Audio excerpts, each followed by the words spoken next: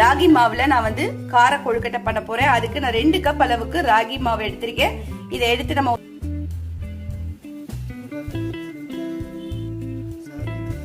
இப்ப நான் வந்து 2 கப் தேங்காய் துருவல் 2 ஸ்பூன் வரைக்கும் நான் சேர்த்துக்கிறேன்.